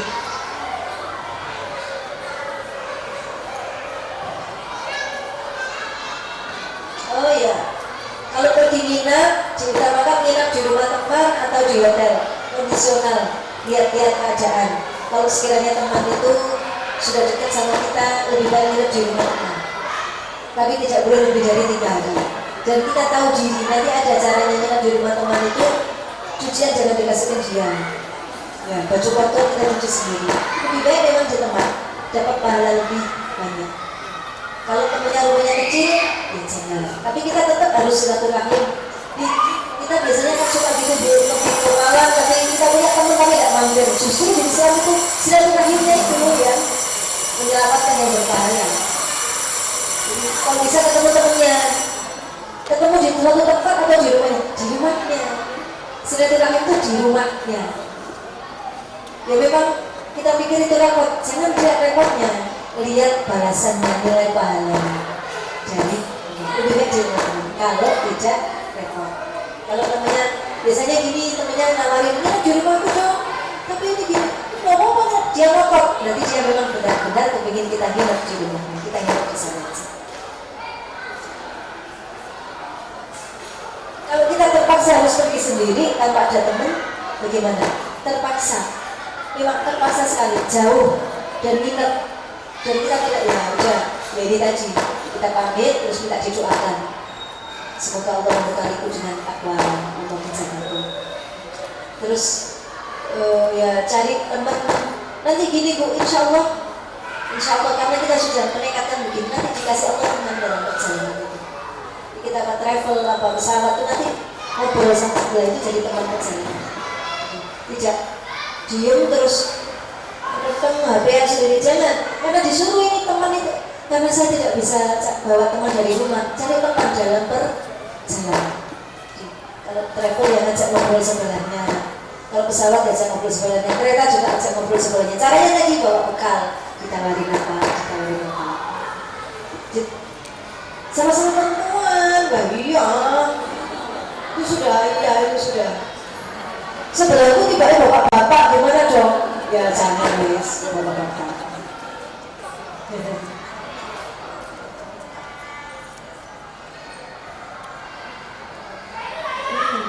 Kalau perempuan lagi, keretanya perempuan lagi, ya sudah. Kalau laki-laki ya kita tidak usah. Semuanya laki-laki. Nah ya itu makanya kita perempuan itu disuruh pergi aja temennya kan menjaga gitu itu. Kereta biasanya kan dunia laki-laki, apalagi kereta malam itu. Nah itu makanya disuruh bepergian aja teman tadi itu begitu. Kalau terpaksa nggak ada teman dan sebelahnya laki-laki, ya sodako sing akeh. Barangkali kita kurang sodako, kok jajan ini kok ya kok kabeh. Ini tadi kita tekankan ya Allah. Alhamdulillah. Ya Allah, saya ingin jalanin ini. Nanti Allah akan pertemukan kita dengan teman-teman perjalanan yang sama-sama terus. Alhamdulillah, selamat datang. Alhamdulillah, ini Bu Munim.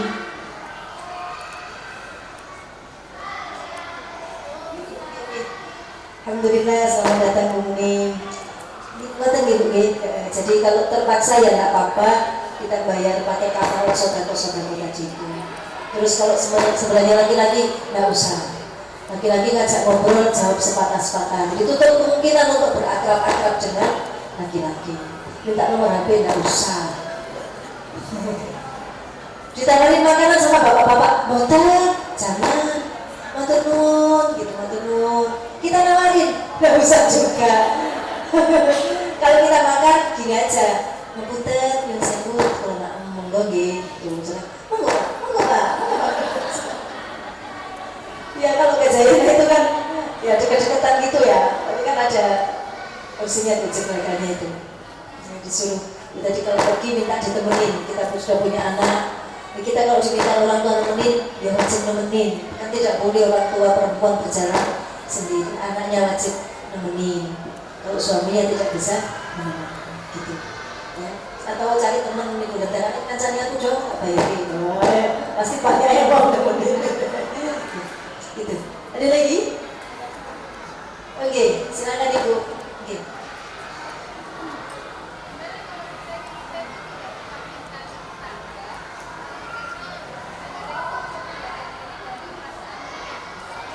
Oh iya. Oke. Gimana kalau kita tidak berpemikiran ke tetangga karena menjaga diri dari perasaan riya? Menjaga diri dari perasaan riya, yaitu sama dengan riya. Tidak usah. Jadi menjaga diri perasaan riya, ya di situ itu. Ya, jadi tetap hilangkan rasa itu dengan berpamitan. Terus kalau ada kemungkinan kita takut dibilangi riya, yaitu berarti kita ada riya. Jadi istighfar, astagfirullahaladzim, niat saya menjalankan aturannya Rasulullah. Jadi tetap tidak usah takut diarani riya. Boten usah. Tetangga saya itu betul biasa diarani riya. Boten silakan. Tidak, boten apa-apa. Kita mau misalkan mau ke Hongkong kemana gitu, nggak apa-apa pamit Ibu, pamit. Biar merasa ini satu dan memang adab perginya itu begitu. Jadi ketakutan soal riya, kalau Islam sudah mengajarkan begini berarti termasuk segala efek yang timbul dari ini.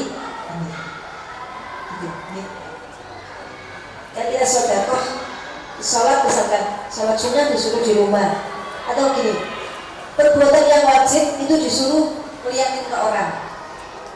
Haji suruh melihatin, terus haji biasa kok juga kata-kata, suruh melihatin. karena wajib. Sholat jamaah biar kelihatan syiar. Terus apa lagi? Zakat, tunjukin kalau zakat itu, kalau sedekah enggak. Ini misalnya sedekah nih, kalau zakat itu gak apa-apa ditunjukin. Ini zakat ulo 10 miliar. Oh, itu biro itu. Zakat itu ditunjukin gak apa-apa, karena itu wajib gitu, wajib. Haji, puasa, ditunjukin gak apa-apa, puasa sunnah tidak. Saya takut dibilangin pamer, tak usah takut dibilangin pamer, biasa saja. Toh ini memang sudah kewajiban bagi aku. Ini sudah, ya sudah, kalau aku pikir puasa jauh, ya udah. Ini jauh. Saya takut diarani, saya kalau bilang arisan, saya khawatir bilang puasa itu diarani pamer. Ketakutan diarani pamer, nah itu sendiri adalah sudah pamer. Emang kenapa kalau diarani pamer dengan puasa? Nanti saya dikira begini-begini, ya puasa buat apa sih? Buat Allah kan. Diarani gini-gini ya gak apa-apa. Diarani pamer puasa ya gak apa-apa, diarani gak apa-apa. Kalau kita tidak niatkan untuk ya, jadi gitu ya. Kita sholat sunat di masjid diarani pamer, Islam mau ngaku gak pamer gitu ya. Jadi jangan takut diarani pamer dalam hal apapun. Membuangnya rasa pamer gimana? Jalanin aja. Saya sedekah takut diarani pamer, sedekah aja. Nanti hilang-hilang sendiri rasa pamernya itu. Saya jamaah itu malu kayak pamer, ya kamu cara sih jamaah. Jadi takut diarani, ini biasa enggak yang nyarani pamer gitu. Sudah biasa jangan. Menghilangkan rasa takut ria adalah tabrak saja pekerjaan itu, kerjakan saja, nanti rasa itu akan hilang. Ngerti nggih?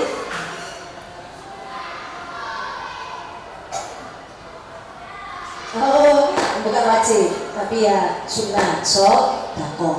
Kita pamit sama tetangga, Bu, wajib nggak ngasih oleh-oleh? Tidak wajib, tapi sedekah saja. Sedekah, gantungan kunci, apa tiket juga. Ya pokoknya apalah, ya kan senang kalau dikasih gitu, menyenangkan orang itu sedekah, tapi tidak wajib. Semoga ini bermanfaat. Masalah ringan, tapi ini sering karena kalau sudah seumur kita ini berapa duit kalau nggak buat jalan. Nah jalan-jalannya itu juga nanti adatnya. Semoga manfaat. Ibu, sholat bersama, sholat taubat, sholat hajat, sholat tasbih, sholat duha. Rabu 6 April jam 8 di Masjid Sabilillah, Bapak Edi Syaifuddin Zuhri, ya, jam 8. Kemudian sedekah Kamis 3/3/16 Rp1.050.000. Ini diterima, jazakumullah hasanal jaza, matur nuwun sedanten. Semoga Allah membalas dengan berjuta-juta kebaikan.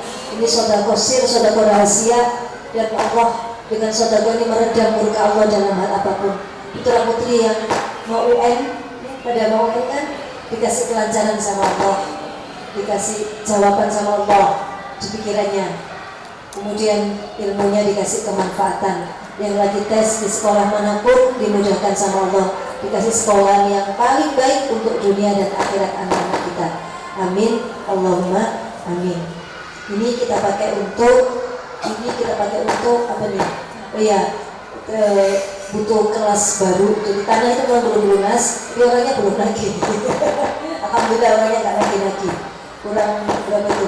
38an lah, tapi orangnya belum lagi. Ini kita sementara ini kita pakai TK itu muridnya sekarang banyak gitu, jadi pakai kamarnya pondok, jadi mungkin dibikinkan ada kantor itu mau dibikinkan ruangan baru untuk kelasnya PAUD. Jadi ini bayar tukang untuk apa ya? Gak apa-apa ya, kita pakai dulu ya, pokoknya untuk kepentingan banyak orang manfaat. Amin. Semoga dibalas semuanya sama Allah. Jazakumullah khairan jaza, terkabul segala hajat. Al-Fatihah. A'udzubillahi minasyaitonir rajim. Bismillahirrahmanirrahim.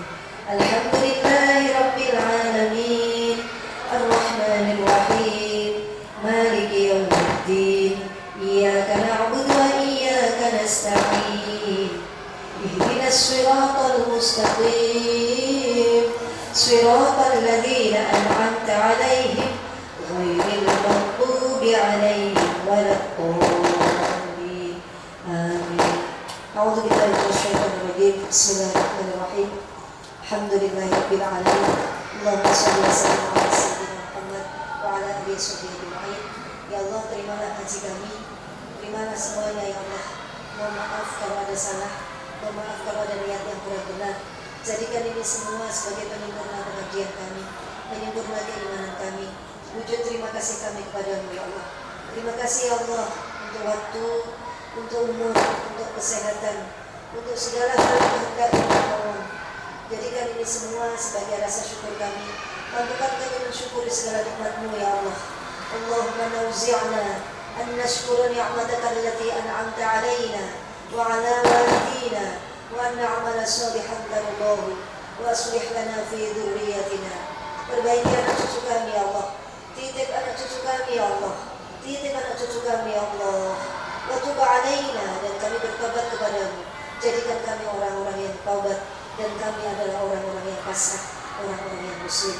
Allahumma rabbana ighfir lana dhunubana wa liwalidina warhamhuma kama rabbayana shaghira. Allahumma ij'alna awladana wa talamidana min ahli al-'ilmi wa ahli al-khair wa ahli al-ibadah wa ahli al-istiqamah. Allahumma ij'alna min as-salihin wal muttaqin wasy-syakirin was-sabirin ya sabur.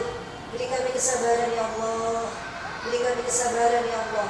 Beri kami hati yang sabar, betah menanggung segala musibah, betah untuk selalu mentaati-Mu, termasuk ajaran-ajaran kesunahan yang kami lakukan hari ini. Beri kami kesabaran melaksanakannya ya Allah. Beri kami kesabaran menghindari yang makruh, menghindari yang haram, menjauhi yang haram sejauh-jauhnya. Semuanya dengan rahmat-Mu, dengan pertolongan-Mu ya Allah ya Rabbal Alamin. Allahumma akhtim lana bil iman, akhtim lana bil Islam, akhtim lana bi husnil khatimah. Tidak terasa ya Allah, waktu berlari begitu cepat, dan 6 bulan kami lalui di tahun ini. Dan ya Allah, seminggu lagi kami hadapi bulan Rajab. Ya Allah, betapa cepat waktu, betapa cepatnya jatah umur kami berkurang hari demi hari, saat demi saat, dan jarak kami ke akhirat akan makin dekat. Mohon ya Allah, beri kami akhir hidup yang iman, Islam, husnul khatimah. Jadikan waktu kami waktu yang berkah. Jadikan umur kami, keluarga kami, harta kami, anak cucu kami sebagai anak-anak yang membawa keberkahan. Jadikan suami kami sebagai suami yang membawa keberkahan. Keluarga kami, rumah tangga kami, jadikan rumah tangga yang penuh keberkahan ya Allah. Umur kami berkahi umur kami ya Allah. Umur kami berkahi ya Allah. Jadikan umur kami sebagai bekal bagi kami untuk menghadapi hari-hari yang panjang di akhirat kelak. Dan akhiri kami dalam keadaan husnul khatimah. Rabbana atina fid dunya hasanah wa fil akhirati hasanah wa qina adzaban nar. A'tina mahabbataka wa ma'rifataka. Wa sallallahu ala sayyidina Muhammad wa ala alihi wa sahbihi wa baraka wa sallam. Walhamdulillahi rabbil alamin.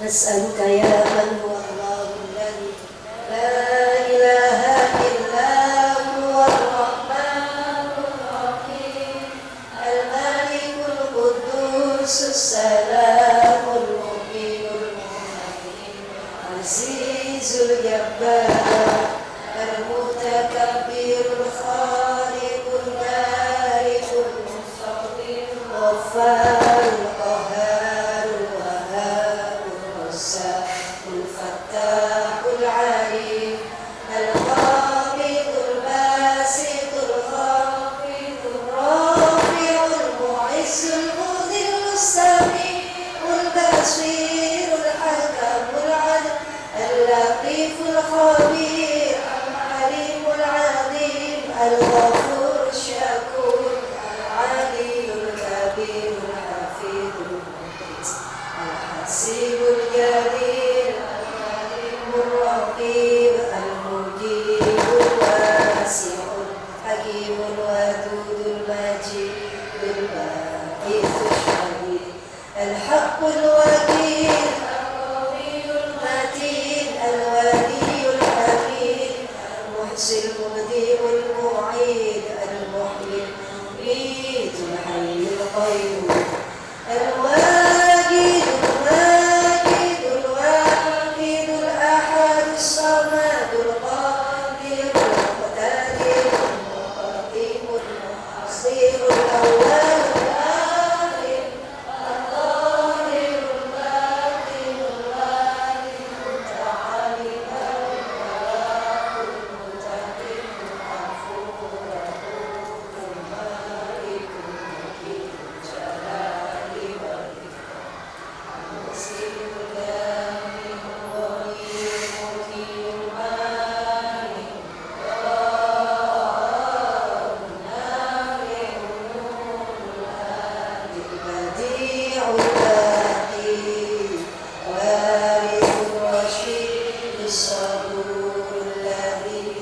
ليس كمثله شيء وهو السميع البصير اللهم صل أفضل الصلاة على أسعد مخلوقاتك سيدنا محمد وعلى آله وصحبه وسلم عدد معلوماتك ومداد كلماتك كلما ذكرك الذاكرون وغفل عن ذكرك الغافلون سبحانك اللهم وبحمدك أشهد أن لا إله إلا أنت أستغفرك وأتوب إليك.